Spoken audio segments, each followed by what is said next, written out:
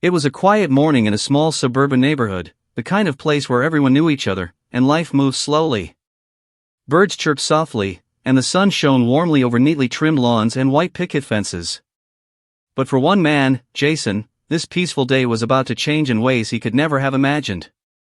Jason had just finished his morning coffee and stepped out onto his porch. He loved his house, the green lawn, the small garden in the corner, and the calm street where kids played after school. It was the kind of life many people dreamed of, simple, quiet, and safe. He waved at a few neighbors walking by, smiling politely, enjoying the normalcy of his morning. Then he noticed her. Karen. Karen lived across the street, a woman known for her strong opinions and her constant need to control everything around her. Jason had met her a few times, exchanged polite greetings, and thought she was just another neighbor. But today, there was something different in her eyes, a sharpness, a storm brewing that Jason couldn't yet understand. At first, she smiled as she watered her flowers, but her eyes were cold, almost calculating. Jason thought nothing of it and waved. But Karen didn't wave back. Instead, she paused, looked directly at him, and muttered something under her breath. Jason couldn't hear the words, but the tone was enough to make him uneasy. He tried to shake it off and focus on his garden. The morning sun felt warm, and the smell of fresh grass was calming. But the unease in his chest wouldn't go away. There was something about Karen, something that didn't feel right. Jason went about his morning routine, mowing the lawn and trimming the bushes. He liked keeping his yard perfect, it was a small pride of his own. As he worked, he glanced occasionally at Karen's house. She seemed to be watching him from her window, her eyes following every movement. He shook his head. I'm probably just imagining things, he thought. But the feeling in his gut told him otherwise. Later that day, Jason decided to take a walk around the neighborhood. He wanted to clear his mind. He waved at other neighbors, who greeted him warmly. Everything seemed normal, too normal. And that's when he saw Karen again. She was standing near her driveway, arms crossed, staring directly at him. There was no smile this time, only a piercing look that seemed to say, I'm watching you. Jason felt a chill. He forced a polite nod and kept walking. As he turned the corner, he thought about how strange things had been lately. Karen had always been particular about her property, but this felt different. Something had shifted in her behavior, and Jason couldn't put his finger on it. He tried to forget it, to focus on the calmness of the neighborhood, but the image of her sharp, cold eyes stayed with him. That evening, Jason sat on his porch again, sipping tea and watching the sunset. He thought about the day and tried to relax. But he couldn't stop thinking about Karen. Something about her behavior was off, and he couldn't ignore it. He remembered the small signs from the past few weeks, how she would glare when he didn't wave fast enough, how she complained about the smallest things, how she seemed to expect everyone to follow her rules without question. At first, Jason thought it was normal neighborly behavior. But now, he realized it was something more. Something dangerous. As darkness fell, Jason felt a knot in his stomach. He didn't know it yet, but his quiet life was about to be shattered. Karen was not just a strict neighbor, she was a storm waiting to happen. And tomorrow, that storm would come crashing down on him in a way he could never have imagined. He tried to convince himself it was nothing, just a small misunderstanding, maybe a bad day. But deep down, he knew it wasn't. Something inside him screamed that he should be careful, that he should expect the unexpected. Jason didn't know how far Karen would go, but instinctively, he knew that ignoring her today had already set something in motion. He didn't realize it yet, but the calm, peaceful neighborhood he loved so much was about to change forever. As he went inside and turned off the porch light, he glanced one last time at Karen's house. Her silhouette was visible in the window, standing perfectly still. She was watching him. Waiting. And Jason had no idea what she was planning next. The next morning, Jason woke to the soft sound of birds outside his window.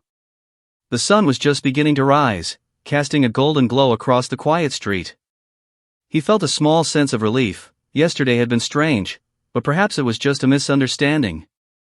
Maybe he had read Karen all wrong. As he stepped outside to check his mailbox, he noticed something unusual. A small, handwritten note was tucked under the lid. Curious, he opened it. Neighbors should show respect. Don't forget. Jason frowned. The note wasn't signed, but he knew who it was from. Karen. He had no idea what he had done to deserve it. He had smiled at her, waved politely. Was that not enough? He crumpled the note and tossed it aside, trying to ignore it. He went about his morning as usual, watering the plants and trimming the hedges. But every few minutes, he felt eyes on him. He glanced across the street and saw Karen standing at her window, arms folded, staring. Not a smile. Not a wave. Just pure, silent judgment. Jason shook his head. It's nothing. I shouldn't let this bother me. But it did. Deep down, it did. Later that day, Jason decided to take a short walk around the block to clear his head. He thought fresh air might help him think straight. But as soon as he stepped onto the street, he noticed small signs that Karen had been there. The garden gnome near her front porch was turned to face his house. A flower pot was slightly tilted, as if someone had nudged it just to make a point. Jason froze. His stomach tightened. Was she really watching him this closely? Then, she appeared, walking slowly across the street, carrying a clipboard. She stopped near his lawn and pretended to check the ground carefully, as if inspecting something. Jason's heart began to race. Good morning, he said cautiously, forcing a smile. Karen didn't respond. She just stared at him for a long moment, then continued her inspection, making little notes on her clipboard. Jason felt a strange mix of fear and confusion. He had done nothing wrong, yet here she was, treating him like a criminal. Trying to stay calm, Jason returned to his house. But as he closed the door behind him, he realized that Karen's behavior had escalated. This wasn't just a simple disagreement or a neighborhood feud. This was personal. That evening, Jason was in his backyard, trimming the edges of his lawn. The air was still, almost too still. And then he heard it, a soft rustling, almost like someone walking in the grass behind him. He turned quickly, expecting it to be a neighbor's cat or maybe a stray dog. But there was no one there. Then, from across the street, he saw Karen again. This time, she was crouched slightly, peering over her fence toward his lawn. She had a strange, satisfied look on her face, almost like she was planning something. Jason felt a cold shiver run down his spine. He realized that ignoring her yesterday, being polite, trying not to provoke her, was not enough. Karen didn't just want respect, she wanted control. And he had unknowingly crossed her in the smallest way. As night fell, Jason sat by his window, watching Karen's house. The lights were still on, and he could see her moving slowly from room to room. It was as if she was waiting for something. Waiting for him to make a mistake. And in that moment, Jason understood the danger he was in. He wasn't just dealing with a strict neighbor. He was dealing with someone who could become obsessed, someone who didn't accept being ignored. A feeling of dread settled in his chest. He knew that whatever Karen had planned next, it would not be small. It would be loud, messy, and impossible to ignore. Jason's mind raced with questions. What is she capable of? How far will she go? Should I confront her? Or stay out of her way? He didn't have answers. And that uncertainty was exactly what made it worse. Because tomorrow, he thought, Karen would make her move. And Jason had no idea just how far she was willing to go to get what she wanted. The next morning, Jason woke to the sound of his lawn sprinkler hissing in the cool dawn air. He rubbed his eyes and stepped outside, hoping that yesterday's strange tension was over. Maybe Karen had just been odd. Maybe it would all pass. But as soon as he looked across the street, he knew it wasn't going to pass. Karen was already outside. Not watering her flowers. Not doing anything normal. She was standing at the edge of her driveway, arms folded, staring at Jason's lawn like a hawk watching its prey. Jason froze. Her gaze wasn't casual anymore. It was focused, deliberate, almost calculating. He tried to wave, tried to smile, but she didn't respond. She didn't even blink. For a moment, Jason wondered if she could even see him as a neighbor or if he was simply a target for her obsession. As he walked toward the mailbox, something caught his attention. A small rock had been placed on the edge of his flower bed. It looked like nothing, but Jason knew better. Karen was sending a message. She had crossed the line from irritation to action. Jason's heart pounded. He picked up the rock and tossed it aside, telling himself it was harmless. But he couldn't ignore the sense of danger growing with every passing second. Later that morning, as he trimmed the hedges, Jason noticed footprints on his freshly mowed lawn. Small, deliberate marks leading from the sidewalk straight to the middle of his yard. Panic rose in his chest. These weren't just random disturbances, they were intentional. Someone had been here while he wasn't looking. Jason's eyes darted across the street, and there she was, Karen, standing at her window, clipboard in hand again. But this time, she wasn't just watching. She was measuring, noting, planning. Jason could almost feel the wheels turning in her mind. He stepped inside, trying to calm himself. But as the day went on, the tension only grew. He found more signs: a bent garden stake, a small pile of leaves dumped unnaturally near his patio, and even a faint scratch on the edge of his porch. Each little act was minor, almost meaningless, but together, they screamed one thing: Karen was escalating. By evening, Jason realized he couldn't ignore it any longer. He considered confronting her, but the thought of facing her intense glare, her sharp words, made him hesitate. He didn't want an argument. He wanted safety. That night, as darkness settled over the neighborhood, Jason kept his windows closed. He sat on the couch, staring at the glow of Karen's house across the street. The lights inside flickered as she moved from room to room, sometimes pausing as if listening. Jason's mind raced. Why me? What have I done? He thought about the times he hadn't waved quickly enough, or had ignored her questions. It seemed so trivial. Yet, to Karen, it was enough to justify her obsession. Then, suddenly, there was a sound. A soft scraping, like fingernails on wood, coming from outside his window. Jason jumped to his feet. He tiptoed to the window and peered through the blinds. Nothing. He shook his head, trying to convince himself it was just the wind. But deep down, he knew better. Karen was testing him, probing, finding the cracks in his sense of safety. And tomorrow, he realized with a shiver, tomorrow would be worse. Because Karen wasn't just unhappy, she was planning. And when she planned, she didn't stop at small annoyances. She had moved past observation. She had moved past notes. She was ready to act, and Jason had no idea what her next move would be. That night, he couldn't sleep. Every creak, every rustle outside his house made him jump. He kept glancing toward Karen's house, expecting her to appear at any moment. And in his mind, he saw her standing there, smirking, confident that her next step would make him regret ignoring her. Jason realized something terrifying: Karen didn't just want attention. She wanted control. She wanted to punish him for not giving her exactly what she demanded. And that punishment, he knew instinctively, was coming very soon. As he finally drifted into a fitful sleep, one thought stayed with him, clear and chilling: this isn't going to stop. Tomorrow, everything I love, my lawn, my peace, my home, could be at risk. And Jason had no idea that he was right. The next morning, Jason woke to an unusual silence. The birds weren't singing, the street seemed emptier than usual, and the sun, though bright, did little to warm the unease crawling up his spine. Something told him this day would be different. Something told him that Karen's obsession had reached its tipping point. He stepped outside, coffee in hand, and froze. His lawn. It was gone, or at least, it looked like it. Grass torn up, flower beds trampled, small shrubs ripped from their soil. The neat, green paradise he had carefully nurtured for years was now a mess of dirt, broken stems, and scattered mulch. Jason's heart pounded in his chest. He could hardly believe what he was seeing. For a moment, he thought maybe a storm had hit overnight.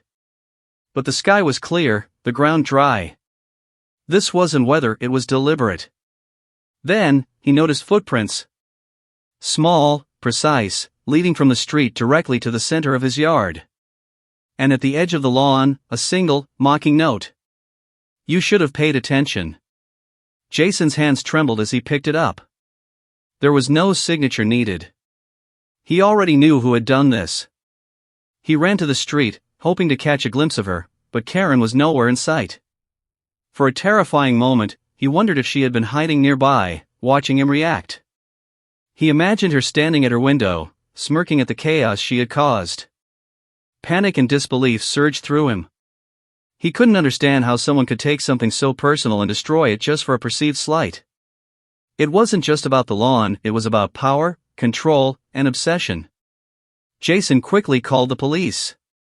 As he waited, he tried to take a step back and make sense of it.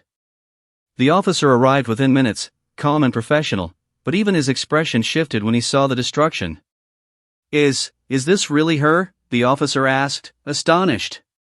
Jason nodded, still shaking. "It has to be. Who else would do this? I didn't touch her property.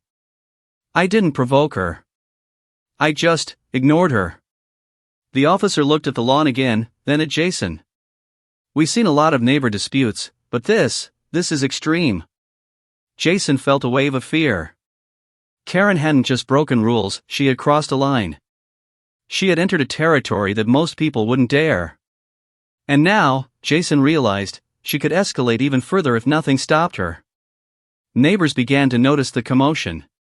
Some came out of their houses, whispering, pointing. Karen, across the street, watched silently from her window. Not a word. Not a gesture. Just eyes that seemed to say, "I told you so." Jason's mind raced. What would happen next? Would she leave, satisfied with her destruction? Or was this just the beginning? He couldn't be sure. And that uncertainty made the terror feel heavier, almost suffocating. The police officer took notes, taking pictures of the lawn and the scattered debris. "We'll investigate this," he said, but Jason could see the disbelief in his eyes. Even the law had limits when dealing with someone as obsessive and dangerous as Karen. That night, Jason couldn't sleep. Every sound outside made him jump. Every shadow reminded him of Karen's presence. And deep inside, he knew one thing: ignoring her had been a mistake. A small act of politeness had triggered something much larger, something uncontrollable. He looked across the street one last time and saw her standing by her window, perfectly still. Her eyes seemed to gleam with a strange satisfaction, as if she had already won. And Jason realized the horrifying truth: this wasn't about the lawn anymore. This was about fear. Karen had won, at least in her mind. And he didn't know what she would do next. The quiet, peaceful street that Jason had loved so much now felt different. Dangerous. Unpredictable. And somewhere in the distance, he could hear the faint rustle of leaves, a reminder that Karen's shadow was still looming over him, waiting for the next opportunity to strike. Jason's hands were still shaking when he heard the sirens. The sound was both a relief and a reminder that what had happened wasn't normal, it was serious. Within minutes, 2 police cars pulled up in front of his house. Officers stepped out, their faces a mixture of professionalism and curiosity. Jason ran to meet them, pointing toward the destroyed lawn. She did this," he said, his voice trembling. "Karen. She's the one who, she just..." The officer held up a hand, signaling him to calm down. "Take a deep breath, sir. Tell us exactly what happened." Jason recounted everything: the note, the footprints, the small acts leading up to the destruction, and finally, the ruined lawn. He explained how Karen had been obsessed, how she watched him, and how he had ignored her, unintentionally. The officers walked around the yard, inspecting the destruction. One of them bent down to look closer at the footprints, the broken shrubs, and the scattered mulch. The other officer took pictures with his phone. Both exchanged a glance that told Jason everything he needed to know. They had seen crazy neighbor complaints before, but this was something different. "She did this, all by herself?" the taller officer asked, clearly shocked. Jason nodded. "I didn't touch her property. I didn't provoke her. She just..." his voice caught. "I ignored her. That's all." The officers looked up toward Karen's house across the street. Through the window, they could see her standing there, arms crossed, perfectly still, watching. It was as if she was proud of what she had done. Her calmness made the officers uneasy. She wasn't just defiant, she was dangerous. The taller officer shook his head. "I've handled vandalism calls before, but I've never seen someone so bold. She doesn't seem afraid of the law at all." Jason felt a cold chill. Karen had crossed the line, but she had done it with confidence. There was no hesitation, no fear of consequences. And the thought that she might escalate again made him feel trapped, like a mouse in a trap. One of the officers knocked on Karen's door. Jason watched nervously, expecting an angry confrontation. But Karen opened the door calmly, almost smiling. "Yes?" she asked, her tone sweet, but her eyes sharp, piercing. The officer explained why they were there, describing the destruction across the street. Karen tilted her head, listening carefully, then blinked slowly. "I don't know what you mean," she said softly. "Everything is fine. My plants are fine. My lawn is fine. I think you must be mistaken." Jason felt his blood run cold.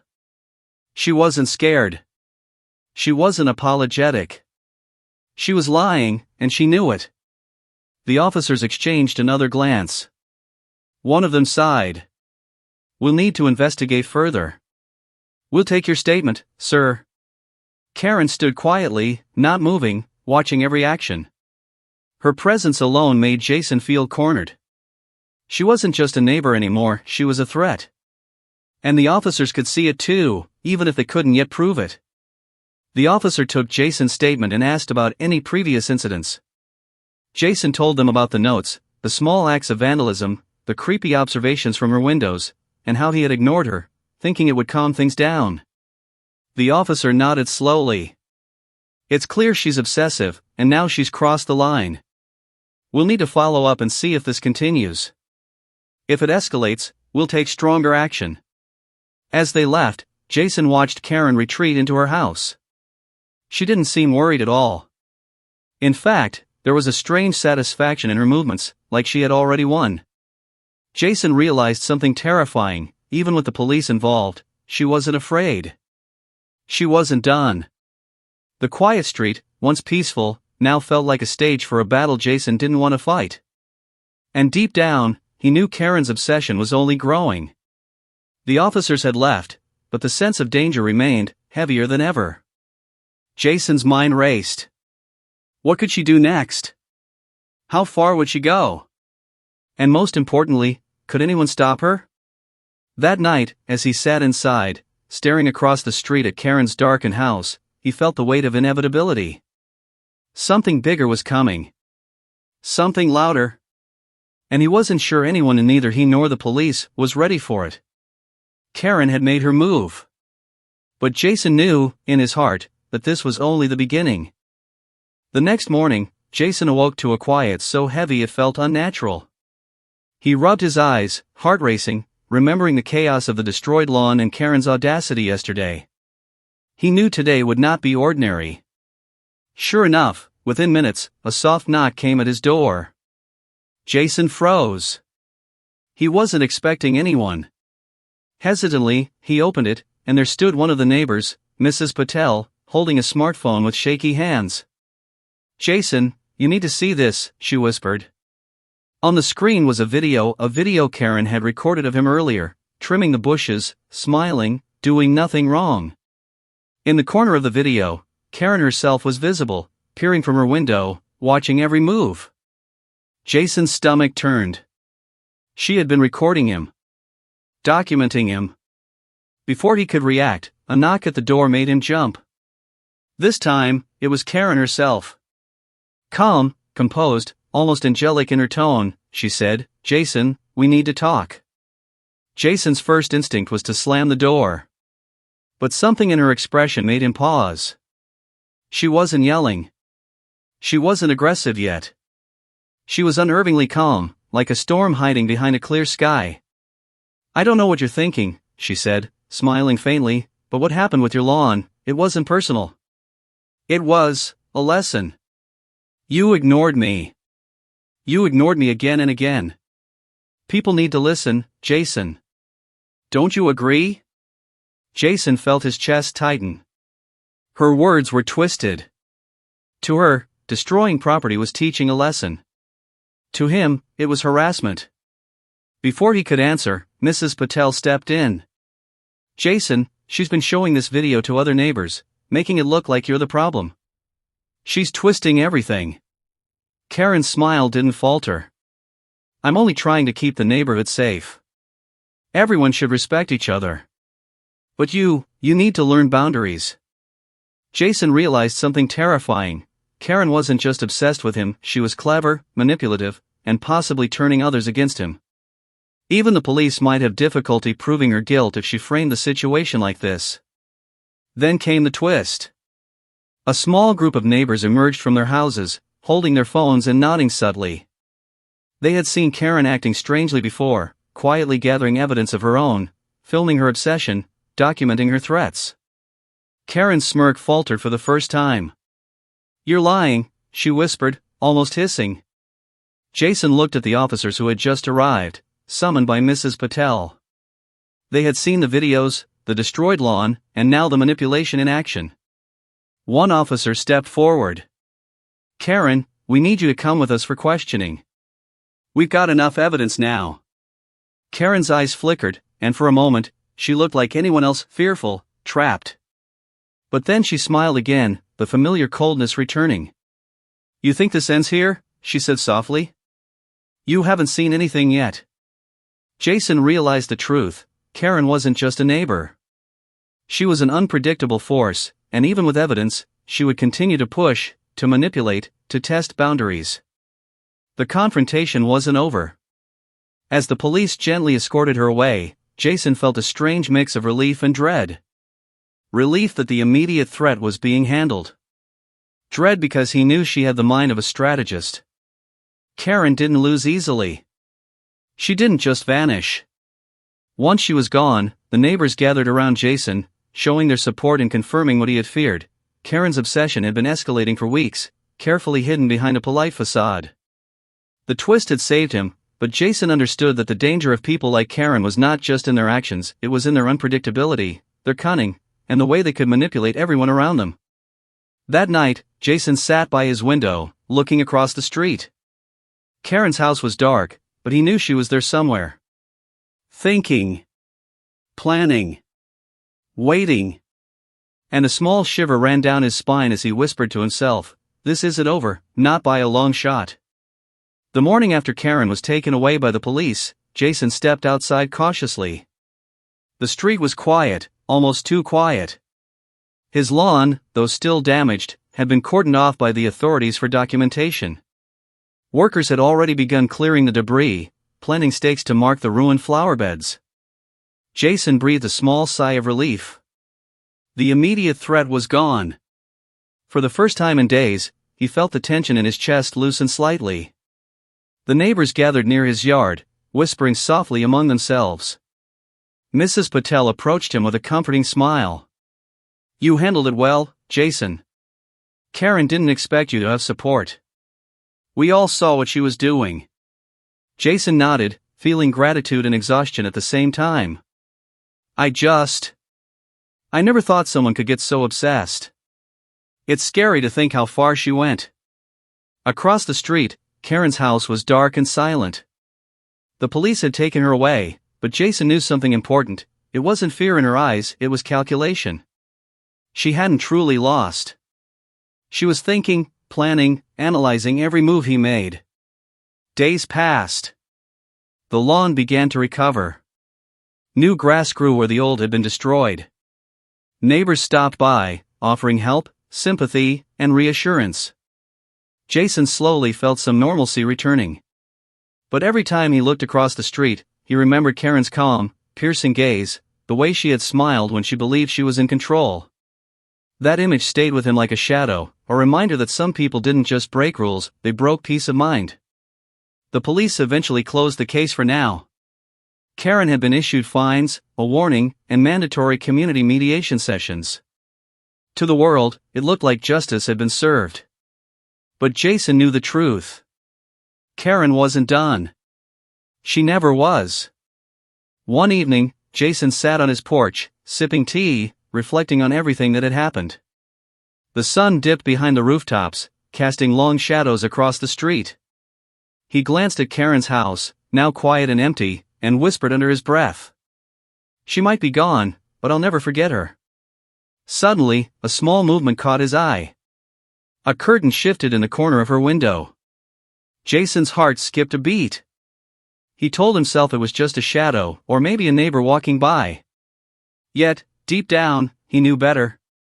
Even though Karen had been taken away, her presence lingered. Her obsession, her need for control, her unpredictable nature, it was like a storm cloud hovering over the neighborhood. And Jason realized that some battles never truly ended. They only paused, until the next moment. He stood, taking a deep breath, and looked at his slowly recovering lawn. For now, he had survived. But in the back of his mind, one thought remained clear and chilling. This isn't over. Not really. And Karen, she's still out there, watching, waiting. With that, Jason turned back inside, leaving the porch light on, just in case. The quiet street had returned, but the memory of Karen's shadow would remain, a constant reminder of how unpredictable people could be, and how careful one had to be when dealing with someone like her.